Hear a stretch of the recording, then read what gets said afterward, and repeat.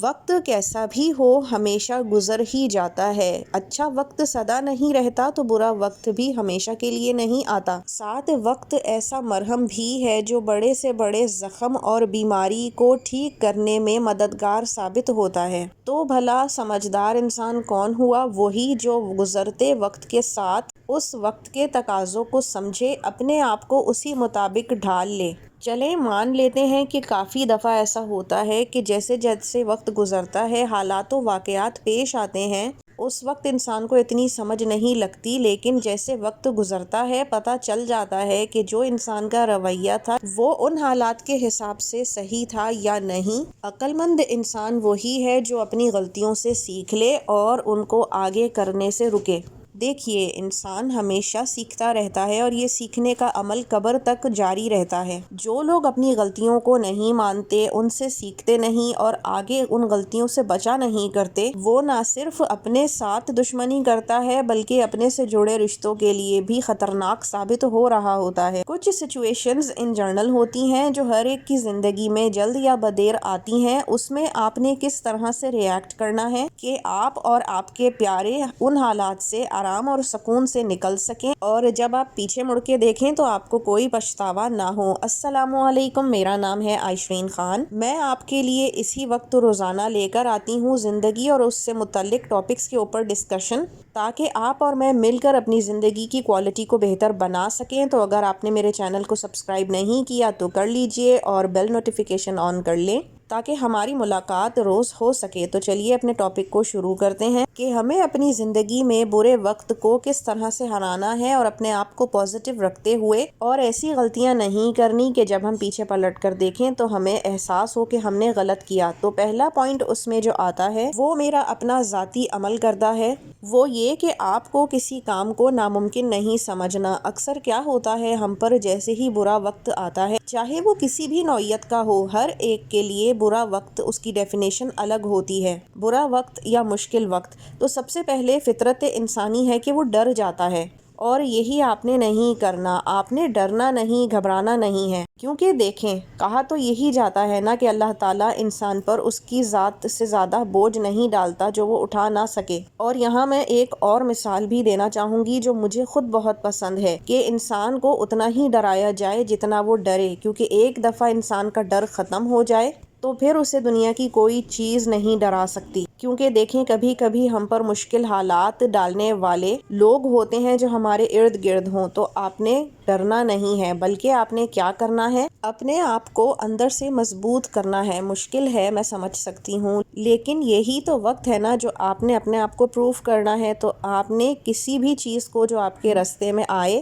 اس کو ناممکن نہیں سمجھنا، بلکہ اپنے لیے ایز اے چیلنج لے لینا ہے کہ یہ سچویشن، وقت، حالات، جو بھی کچھ آپ کے لیے مشکل ہے، اس سے آپ اچھی طرح سے نپٹ کر آگے زندگی میں بڑھ سکتی ہیں۔ ایٹ لیسٹ کوشش ضرور کریں، کیونکہ بعد میں جب ہم زندگی میں پیچھے پلٹ کر دیکھتے ہیں نا تو پھر ہمیں احساس ہوتا ہے کہ ہم نے تھوڑی ہمت دکھائی ہوتی تو یہ سب کچھ صحیح ہو گیا ہوتا، یہ مسئلہ اتنا لمبا چلا ہی نہ ہوتا۔ اپنے آپ کو کبھی کبھی کمفرٹ زون سے بھی نکالنا پڑتا ہے، جو ہمارے مزاج کا حصہ نہیں ہوتا، ہمیں وہ کام بھی کرنے پڑتے ہیں۔ جیسے کچھ خواتین جو ہیں وہ بہت زیادہ خاموش رہتی ہیں، لیکن اکثر سچویشنز میں ان کو بولنا چاہیے، یا جو زیادہ غصے والی عورتیں ہیں ان کو کام ڈاؤن کر جانا چاہیے۔ کچھ خواتین گھر سے باہر نکل کے کوئی کام کرنا نہیں جانتی، ان کے گھر کے جینٹس ہی ان کے گھر کی گروسری اور یہ وہ سب کر رہے ہوتے ہیں، تو وہ باہر نکل کے کام کرنا شروع کریں۔ وقت کے ساتھ سب آ جاتا ہے۔ جیسے کبھی خواتین پر کوئی بیماری آ جاتی ہے، بریسٹ کینسر وغیرہ، تو وہ بہت گھبرا جاتی ہیں، جبکہ اس وقت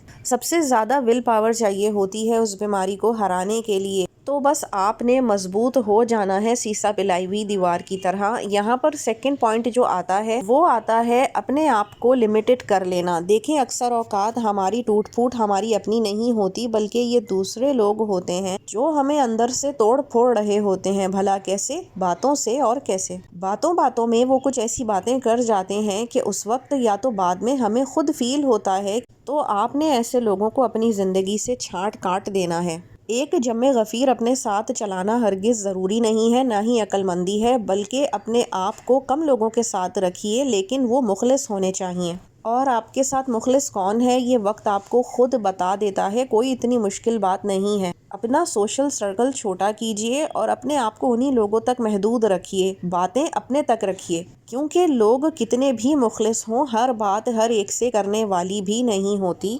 میں نے بھی اپنی زندگی میں سے کافی سارے لوگوں کو علیحدہ کر دیا ہے۔ میرے لیے یہ مشکل ضرور تھا، کیونکہ ظاہر ہے ہم جس سوسائٹی اور سسٹم میں رہتے ہیں وہاں اتنا آسان نہیں یہ سب کرنا، لیکن مجھے اپنی مینٹل ہیلتھ اور پیس دونوں بہت پیارے ہیں، اور مجھے خود اندازہ ہوا کہ کچھ لوگوں کے ہونے سے میرے لیے مشکل کا باعث بن جاتی ہے، تو اسی لیے میں نے ان کو کٹ آف کر دیا۔ یہاں پر آتا ہے پوائنٹ نمبر 3، جو کہ آپ اور میں ہر کوئی ریلیٹ کر سکتا ہے اس سے۔ ہم آج کل سوشل میڈیا بہت زیادہ کنزیوم کرتے ہیں، ہر طرح کی ہی چیزیں ہم دیکھ رہے ہوتے ہیں، جیسے خواتین دوسری خواتین کو ان کی کوکنگ اسکلز باتیں ان کو فالو کرتی ہیں۔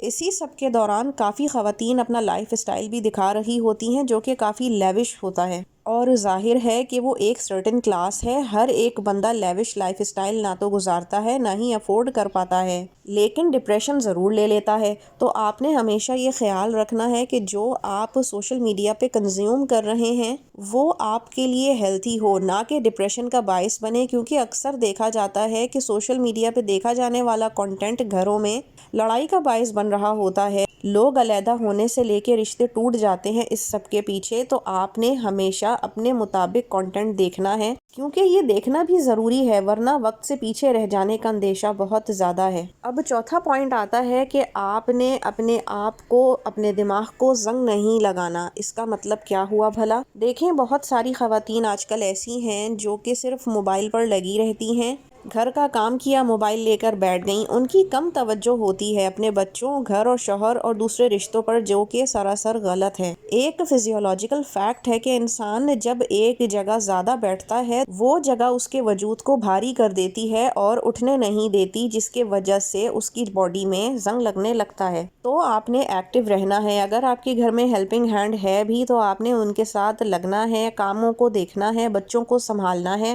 رشتوں کو نبھانا ہے۔ دیکھیں، کام والے کام کر کے چلے جاتے ہیں، گھر والے جو گھر میں رہتے ہیں نا، ان کی ذمہ داری ہے گھر کو بنانا اور چلانا بھی۔ جب گھر والے یا خاص کر گھر والی ان ذمہ داریوں سے پیچھے ہٹتی ہے تو گھر کا ستیہ ناش لگ جاتا ہے، کیونکہ جب آپ کو خود اپنے گھر سے ہمدردی نہیں ہے تو کسی دوسرے کو بھی کیوں ہوگی؟ ان کو صرف اپنے پیسوں سے غرض ہوتا ہے۔ اور اسی کے ساتھ سب سے اچھی بات یہ ہوگی کہ آپ عبادت ضرور کریں۔ دیکھیں، فرائض کو انجام دینے میں ہمیں دیر نہیں کرنی چاہیے، نماز تو ہے ہی فرض، لیکن کوشش کریں کہ قرآن پاک بھی روزانہ ضرور پڑھیں اور تسبیحات کا بھی ذکر کرتی رہا کریں۔ اس سے مائنڈ اور سول دونوں ہی برڈن فری رہتی ہیں اور آپ ہلکا محسوس کرتے ہیں، ہر وقت آپ کو یہ احساس رہتا ہے کہ اللہ تعالیٰ آپ کے ساتھ موجود ہے۔ پوائنٹ نمبر 5 ہے کہ آپ نے برے وقت مشکل حالات میں رونا دھونا نہیں ڈالنا۔